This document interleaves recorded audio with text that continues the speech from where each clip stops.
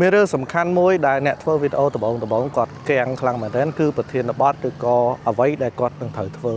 វីដេអូហ្នឹងអញ្ចឹងខ្ញុំគិតថាចម្លើយគឺមាន2ទី1ធ្វើអ្វីដែលបងប្អូនដឹងទី2ធ្វើអ្វីដែលបងប្អូនអត់ដឹងទី1ធ្វើអ្វីដែលខ្លួនឯងដឹងហ្នឹងមានន័យថាធ្វើពីវិស័យរបស់ខ្លួនឯងនៅអញ្ចឹងទៅបងប្អូនធ្វើការឬក៏រកស៊ីនៅក្នុងវិស័យអីអញ្ចឹងអាហ្នឹងយើងដឹងខ្លួនយើងហើយតាក់ទងទៅនឹងវិស័យហ្នឹងហើយសម្រាប់ធ្វើអ្វីដែលខ្លួនឯងអត់ដឹងគឺធ្វើឡើងចេញពីសំណួរដែលខ្លួនឯងឆ្ងល់អញ្ចឹងខ្លួនឯងឆ្ងល់អី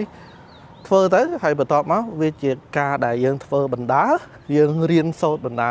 ពីវាដែរអញ្ចឹងដូចខ្ញុំធ្វើកិច្ចការងារវីដេអូដែលខ្ញុំចេញប្រចាំថ្ងៃនេះអញ្ចឹងមិនមែនថាខ្ញុំចេះអាហ្នឹងទេប៉ុន្តែ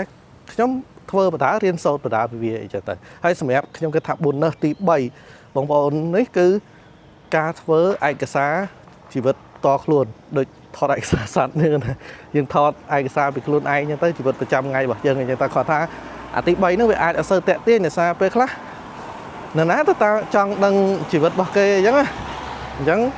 ហើយអាចជាគំនិតខ្លះដែលសម្រាប់បងប្អូនដែលកំពុងតែកាំងថាអត់ដឹងថាធ្វើ topic ពីអីអាចពិចារណាទៅបានអញ្ចឹង